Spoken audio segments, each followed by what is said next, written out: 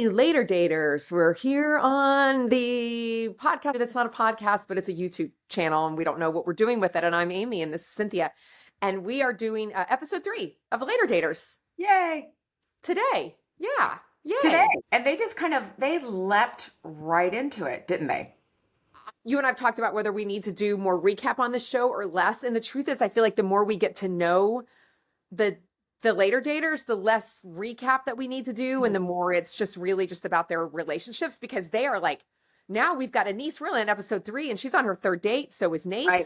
I mean, Right. they're kind of flying around here. But we open with Robert and Pam's date, which I'm really glad because I wanted to see more of this crazy. Yes. I thought he got a little shitty there. I didn't think he needed to quite call her out as much as he did. But again, it might have been hours of it, and we only saw a very brief snippet of it. But I don't think he needed to get quite so persnickety with her, right? Yeah, he's frustrated. He's like, he starts begging her. He's like, just ask me a question, just Yeah. anything, And then she asks him something, I think about wanting to get married. And then before he can even really answer, or he kind of does, she kind of pulls this Suzanne and says, actually, there's something I want to talk about. And then she says something We only about use a third of our brain. Egyptians. Then she talks about the Panama Canal. Then she says we have to get off Spotify. And then she mentioned something about King George. Is this a band? Was she actually talking? I tuned out with Robert a little bit. I was a little right there with him, like, okay. But then she has her recap with Logan. Mm-hmm. And it's also what we were saying a bit. She was really nervous. And she went into this weird, long thing where she talks so much. I love Logan. And I thought her advice to her on working on to be interested instead of trying to be interesting was such brilliant. I've never heard that before. Me neither. And maybe that's a good thing. Well, we are so interesting, and I do feel the need to tell people sometimes. But I thought that was such great advice. And I think a lot of people can use that advice. There's this guy that I work with, and you can tell when you're talking to him, he's not listening at all. He's just plotting the next thing he's going to tell you. Always. So it's really good advice. It's really good advice. I sometimes speak on wine panels, where I'm like an expert in some area or something. And the moderator, who was pretty good, one of the things that she said to us, the moment you notice yourself talking, you've talked too much and you have to stop. So that also means that you have the ability to notice yourself or have some sort of self-awareness, which not everybody does. Although I do think Pam does have some self-awareness because she's able to pivot, right? She takes the advice. She took the advice. She took the notes on her next date. Yeah, she really did. She was asking questions, a lot of questions. And I think some of that was nerves and some of it was maybe the advice. And her granddaughter helped her dress.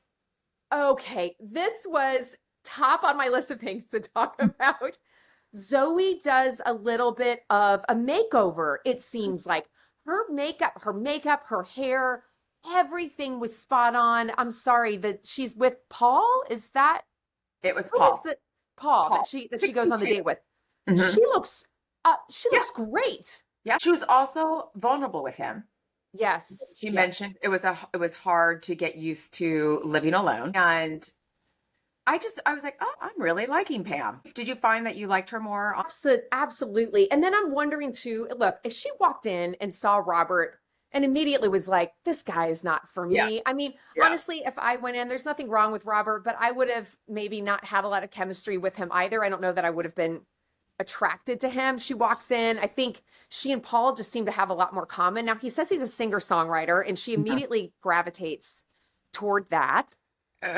She kept touching him on the date. Yes. As well. And she did a great job asking him questions. And I think probably just one from going on a date, but also he probably looks more, the other guy looked very businessy, kind of corporate-y kind of guy. And this guy had more of a relaxed kind of vibe and look. So I think she probably naturally felt a little bit more at ease with this guy. Yeah.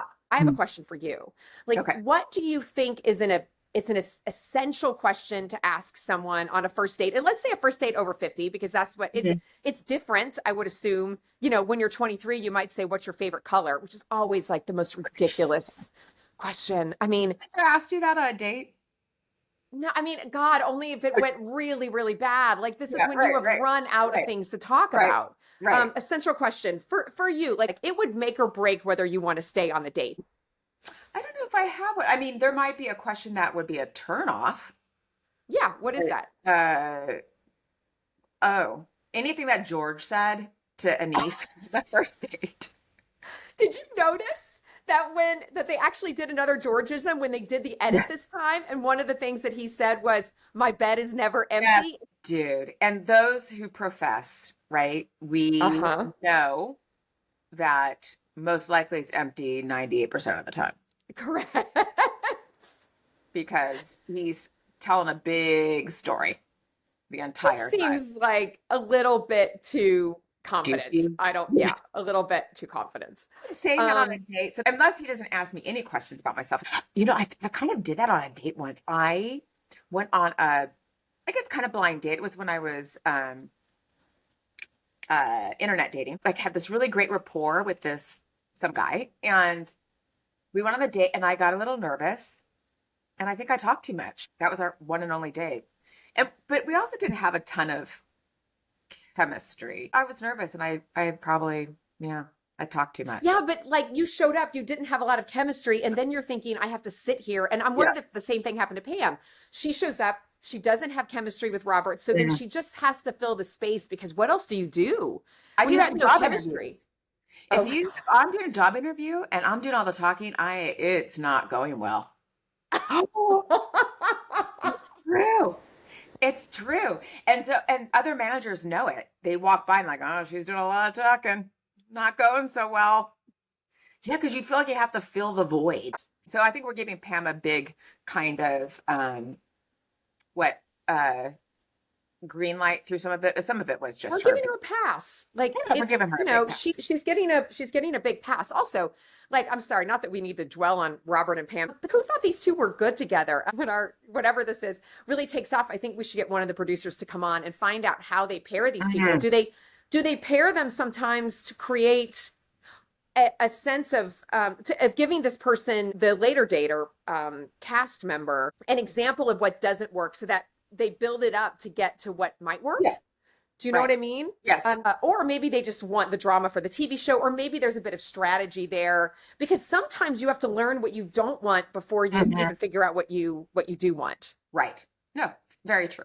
Yeah, maybe we can have Michelle Obama on here. Yeah, Michelle Obama. I think do a little chat since she's a producer. Yeah. So then let's go back to Pam. So then she dates Paul, so much better, and then she gives him a little kiss on the lips. It was a peck. It was a peck, but she went for it, and he was. Yeah, he was a little taken aback. It seemed like he was. I don't think in a bad way, but he was like, oh, I mean, she just went in. She went in for the kiss. Yeah, but it was a peck, really. I mean, it was on the lips, but it wasn't. Well, would you kiss someone on the first date at 50? Because I mean, I kissed everybody. It didn't have to be a date.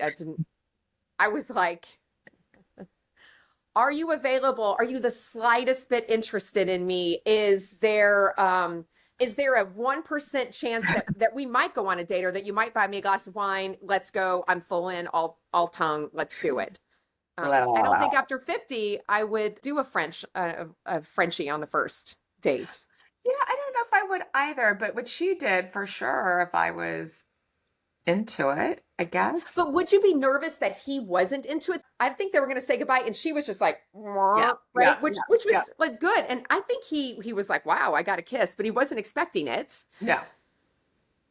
I would. I mean, I don't know if I would go in first. But would you maybe a little more casual lean? Instead of like, she was aggressive, she went in, like she didn't give him the option of wanting to kiss or not. Would you kind of do a come hither, kind of thing? So long since I've had to do a come hither. Is this how you kissed? Is how we kissed? Oh. Okay. I haven't had to do a come hither in a really long time. Really? well, Mary, do you have to do a come hither? No. So No, I grew it's my more like, husband's eyebrows. I don't yeah, do come hither looks. I it's more cut do not eyebrows. right now.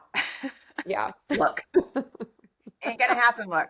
When he went to ask for her number, he didn't really ask for it. He sort of commanded her, "Give me your number." See, He was I aggressive. liked it though. I liked that too. I liked Yeah. that a lot. Yes. He He didn't was fuck like, "I'm around. confident. I want But your number." he wasn't an asshole about it. He was like, okay, let me get you. Nope. Like, it was no, I would have been like, okay. I like that. Yeah. I feel very optimistic about them. But just one more question about Paul. He's 62, no kids, never been married, says he's Yeah. a singer-songwriter. I mean, these are, Red you flags. know, a little A maybe. little. At least I want to know if he's been in a really long-term relationship, but Yes. just marriage wasn't right, but he dated Right. someone for 12 years Or longer. Yes. or But longer. no kids, fine. Yep. But never been married at 62. I would do a big, huge pause. And like you said, unless they're doing the Goldie Hawn, Kurt Russell thing and were together for many years and lived together and had that kind of relationship, that's fine. But if not, I'd want to know what his longest relationship was to make sure he can do some kind of distance and get in it and get dirty, Yes. right? Yes. Because, like I Yeah. think we talked about this, but everyone's on their best behavior, they say, for the first 2 years. And after that's when you really get to know somebody. So I'd want to know that he got Yeah. past that point with somebody. Absolutely. So that's Pam, and we'll come back to them. I know we come back to Pam and Paul in episode 4. And can we move on to Nate and Anise? Yes. Yes. And they bring this up again, why each of them aren't going out with each other. Nate says Anise, he calls her Anicia. Did you notice that? Yes, when he's talking to Doesn't Daffy. even Yes. doesn't even know her name, but out of his age bracket, fine. And that then Anise says, well, he's not active enough. And she tells her daughter she just hiked an active volcano. And her daughter says, hike on a Hilarious. vacation? Isn't being a Black woman hard enough? Love her daughter. She's hilarious. Her daughter, the facial expressions, she needs her own show. She Yes. actually needs to be like the host Yes. of this show. Yes. Yeah. Because one of the other things that she said was absolutely hilarious. Her daughter is saying, you would never ask anyone out on a date. Anise says, of course I would. I asked a multimillionaire out on a date. And Dwayna goes, you were dating a multimillionaire? Did you fumble the bag? Because why are we living better? Amazing. I died. Me too. I loved that so much. Yes, and I had the same thing. She needs her own show. Her facial expressions alone and her comments, hilarious. Love her daughter. Love, love, love, love. Yeah, Love. Dwayna, big she's fan. married. Yeah. I wonder if she's married. Wonder if she. Yeah, we're gonna have to look that up and do some internet stalking of Dwayna and just see. So we're now with Anise, and Anise is preparing for her third date with Bill. I immediately noticed that you and Bill would never get along because he's never had caviar. I wrote that down. I was like, really? How is it that he's never had caviar? British as well. Yes, British, but he seemed like somebody who would have had it, right? Yeah, because he's got the accent, and so he seems really erudite and sophisticated, and you would think he would have caviar every Saturday night with a bottle of champagne. They were drinking much better wine in this date. I was actually trying to see the growers, but at least they were having Bordeaux, and it looked like they were having champagne proper. I was more impressed with the wine selections here, and they did seem to have a decent amount of caviar. Like they were eating it up. Yeah, that ain't cheap. No. What did you think about Bill and Anise's date? She had reservations, it seemed, going in, him being a white man. Mm-hmm. And he definitely discovering that she's never dated a white man or had some kind of biracial relationship. He was, so they seemed nice together. Mm-hmm. It seems like they should maybe go out again, but it didn't seem like there was much chemistry. What do you think? Yeah, do you know what I'm wondering? I'm wondering if she doesn't get deep enough on the dates. She has the opposite problem of Pam. She spends too much time being interested in other people and actually not enough time being interesting. I think she's so interesting when she's with her daughter, and then she goes on a date, and I'm like, snooze fest. She's not a boring person. She's a fascinating person. You're right. Her She's not really history. vulnerable. Yeah. She's not vulnerable. And so she needs the advice that Nate got. give yourself a piece of vulnerability, because I think she's one of the most interesting people on the show. And yet she doesn't show herself. You got to show yourself a little. I didn't think of that. And I completely agree. Completely agree. Yeah. It's guarded in a way, but not in a cold, aloof way. Her short hair looks amazing. Yeah. So she's got a different wig on this time. I mean, the outfit, every time she knocks it out of the park. Yep. Good advice by her daughter. Stunning. I did think it was funny when Bill, he said, "What? I have a big question to ask you." And she was kind of leaned in and he said, "Is it okay to wear white after Labor Day?" Yeah. And that was cute, especially him being the white guy. Yeah. I didn't even put two and two together there. That was really cute, because I love a question. I love a ridiculous question. I think you find out more from somebody, because she actually answered earnestly. She answered the question. She didn't blow it off as a joke. She was like, "No, I used to be really hardcore about that, and now you can't." Have you ever abided by the white after Labor Day rule? I used to, and every once in a while, Chris will say something to me now. Last time he did it was right after Labor Day. Chris said to me, "Oh, can you wear that? It's white." I was like, "It's 80 degrees out. It's okay." I mean, maybe I wouldn't do it in January in a snowstorm. I don't know. Winter white? I don't know.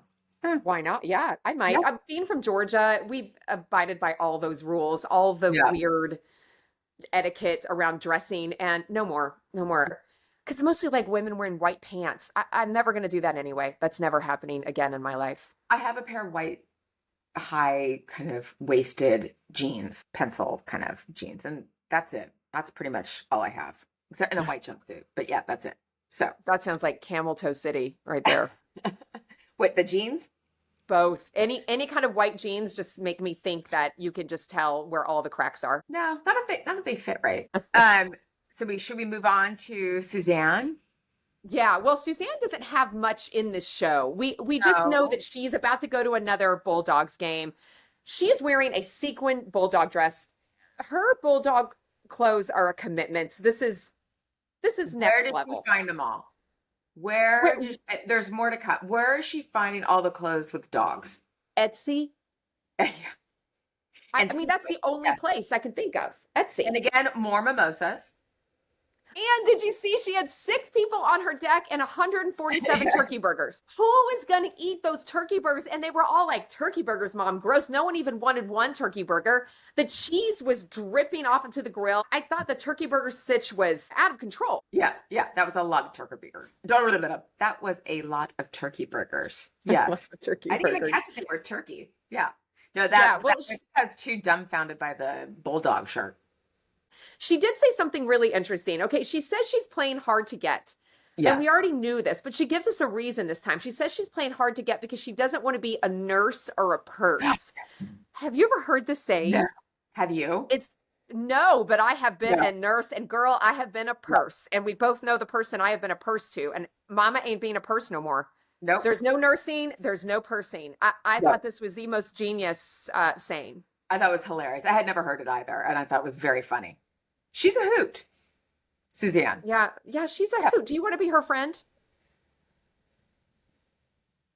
I don't want to be her friend. I wouldn't say she's somebody that I would necessarily gravitate towards. You? Yeah, well, I might want to have one drink with Pam, but I think I might want to be really good friends with Anise. Mm-hmm. And then Suzanne is fun at a party. I think I would invite her to a party. Don't know. The Bulldogs obsession. It's a little like, I'm obsessed with Prince, right? I love Prince. I'm borderline obsessed with Taylor Swift. I don't bring this up every time I talk to somebody. It would not be the first thing I would say to somebody. Or if someone's like, "I'm a Michael Jackson fan," I wouldn't be like, "Well, I like Prince. We can't go on a date." Right. Well, I might say it's because he's a pedophile and therefore we can't go on a date. But outside of that. Yeah. Besides that, I know. Yes, all the Prince stuff I have to keep not Prince, Michael Jackson stuff I have to keep buttoned up. But by the way, so when we were in New Orleans, we had this Uber driver and Prince came up and then he said he was a musician. He goes, "I play all my own instruments too." He goes, "Actually, if you want to hear any of it." So we're sure. And so at first I thought he was going to try to sell us, and give us the QR, ask for $10 or whatever. But then he puts it on. He's on his phone. I was like, okay, let's focus on the road a little bit, dude. But he puts it on, and it's a synthesizer kind of thing. But he's saying, "Oh yeah, I play all the instruments." So it's like GarageBand, and he's like presses a button for guitar and presses a button for the organ. It's amazing. It might explain why he's driving an Uber. It's like just like Prince. Yeah. Just like him. It was so funny. And then after that, we Ubered Black everywhere we went. Yeah. we don't We need upgraded another. to Uber Black every single ride after that. And he cranked it. We were those people in the car that it was vibrating and the synthesizer. It was hilarious. Anyways, so yes, there's lots of dog clothes, and I feel like there's more to come. So yes, and we don't know who she's going on a date with. We find out in episode 4, but right now she's just saying that she's not responded to Frank's Facebook friend request, and then she liked Avery, and I don't remember if it was the Alabama, that he's an Alabama fan still, right? No, wait. She did say she liked Avery. She does, because she says she scratched the surface more with him and didn't get to know him as much as Frank. She liked Avery more. Yes. Which was interesting. And I feel like she can still like his Facebook request. It doesn't mean they're going to walk down the aisle. She can go on a second date with him. Doesn't mean they're going to hook up and she can never go on another date. Do you think that's their old school generational thing, you think, where they don't quite get that they can go out with more than one person and they don't have to wait to go on 4 dates and then decide who they want to go out with again? What do you think? Because what is she, 62? I mean, is she that much of a different generation No, than you and me? No, I can't know, right? I think it's Southern culture is what I think it is, because this is how I grew up. She's so reserved and she wants to hold it all in and like be the good Southern belle is how I feel like she's acting a little. Okay. Yeah. Interesting. And then, okay, so we're going to move. Should we move to Lori? Let's talk about Lori. Lori, 57, behavior coach. And then what is exactly? She's a celebrity correspondent for ATL magazine, meaning that I think with local Atlanta celebrities, she'll show up on the red carpet and do like a little interview. And they call her Rich Auntie Lori, which I think is just sort of funny. But I don't know if you caught this. She said she's never been in love. Yes, I did. She has 2 kids, meaning that there was a man in her life at some point who was meaningful to her in some way. She said she wasn't in love with him. But she's not sure she's ever loved. been. She's not been in love. I've loved, but I don't know if I've ever been in love, which is interesting. Yeah. How many times have you been in love? I'd say twice. Really? What? Yeah. Really in love? Yeah. Twice. How many times have you been in love? 9, 10. Easy. No, I mean like in love. I don't mean infatuated. No, in love. Really? Cynthia, me being in love has nothing to do with the man. I mean, I am pretty desperate. Like, someone looks at me sideways, I fall in love. I'm really like, you're interested in me? Sign me up, right? Where do I go? And I mean like in love, where I was like pining over these men. It's so embarrassing, but easy 9, 10 times. And I know this because I wanted to ask you this question and I started adding them up. I was like, this guy.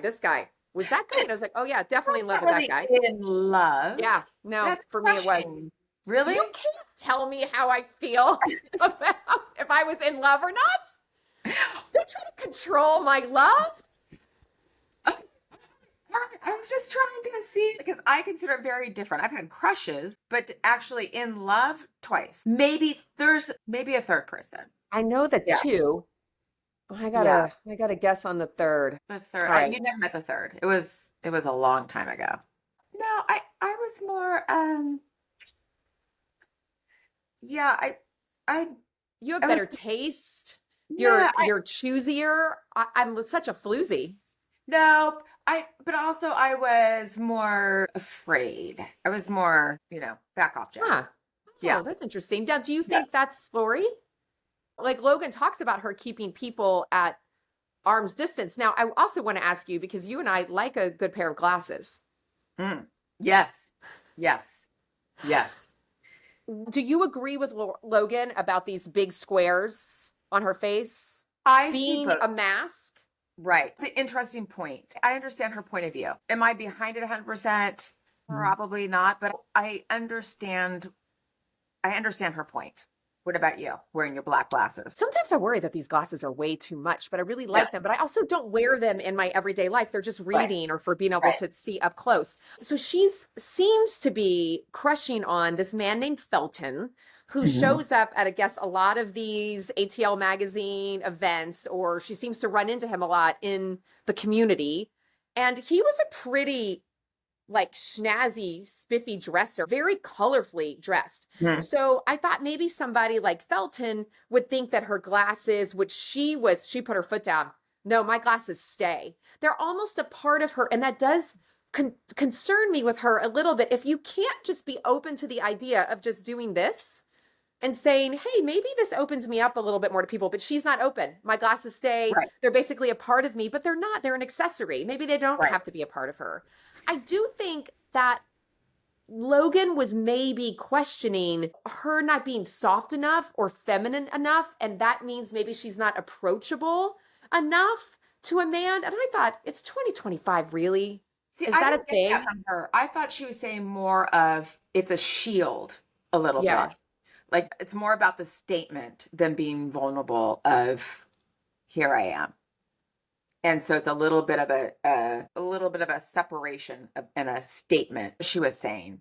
I'm not Yeah, I saying did too. wear them and, whatever, Yeah. but I think, but like you said, maybe she should be open to it at least. But then there's a part of her that's like, well, this is who I am and get past that.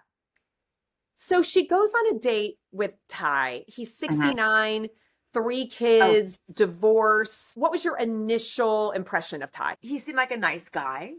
I think he was attractive. She seems like she would be attracted to somebody who's a little bit bigger of a personality like herself. Not Hmm. that you have to be so similar to be with somebody at all. He seemed like she likes somebody like the Felton guy that has a little bit more of a presence. Although Felton, I mean, we only see him for a second, so who knows? But in that second that we see, he doesn't see like somebody who's like, bam, here I am. But Yeah. he Yeah. dresses kind of in a way to be, he's got style, right?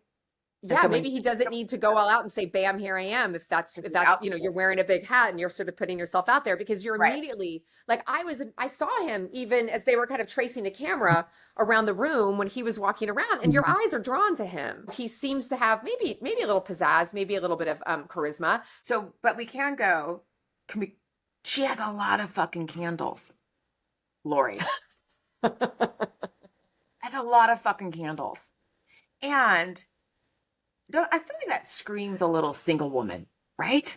Too many candles. And one of them says, um, also, and plants. She says, plants are my soulmates. And I don't really usually like a scented candle. Mhm. Do you?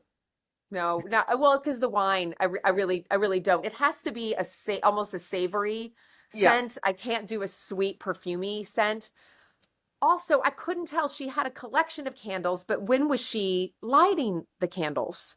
And they were all grouped together, which made me think that she had all those scents going at one time, and that would be a nightmare to me. I can light one scented candle if it's mild for a bit, and then that's off. Everything else I get, if I have candles, they're unscented, and I don't want a bunch of scented oatmeal pina colada. Yes. Um, Yes, I completely yeah, agree. I did think it screamed single woman, or she's yeah, just like online buying candles at night.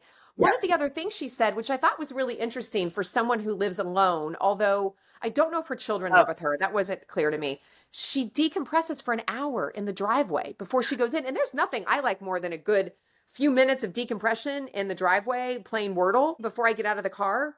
But I thought that was interesting. What is she decompressing from? okay, I wrote down the same thing, and I'm thinking at least her son lives there. He seems a Okay. little young because I thought the same thing. Like, why not just go in? You decompress in your house. Also, warning to all women: you should not sit in your car for an hour ever. That's really dangerous. So get your ass in the house. Get your Uh, ass in the house, lock the doors, Lock the get your door. knives out, Get They ready say to a lot of rock women and get roll. attacked sitting in their Yeah. car, getting on their phone, and plus then you're not even looking and seeing what's going on around you. So, uh, but PSA, public service announcement public service from announcement. Cynthia Longley. That's right. Get your ass in the house. But yes, I thought the same thing. But then I thought, I bet her son lives there. And then I understand because then she's going to walk in and questions might start flying. And she just wants a little bit of time to sit and collect herself before she goes in the house and starts dealing with family things. Logan says to her something about her children. And she mentions they're both introverts and she's an extrovert. Oh, right. But Logan said this interesting thing earlier, right? Where you have to sometimes allow room for other people's personalities. She said that to Pam. You have a big personality, and sometimes you have to leave room for other people's personalities. I think her mom being in the spotlight as well, kind of like a local celebrity. And I know they say for children of celebrities, often they can get kind of lost because it's so about the parent. So you wonder if that comes to play. And in no way, being a mom is so hard and there's so much to it. If she was raising her kids as a single mom and felt like she had to, be the mother and the father and lay down the laws and make sure everything was under lock, can understand maybe where some of that's coming from. I don't know. But yeah. Yeah, you have to be the disciplinary. You have to be everything. You have to Yeah. discipline, you've got to love, you have to be the homemaker. You have to earn the money. It's a really big deal. That's all for episode 3. Later Okay. days. You have anything else? That's a wrap. That's a wrap.